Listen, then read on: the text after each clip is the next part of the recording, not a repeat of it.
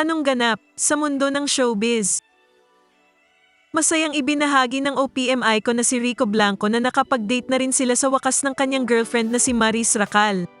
Sa post ni Rico sa kanyang Instagram account ay ipinakita niya sa kanyang mga followers ang quality time nila ni Maris.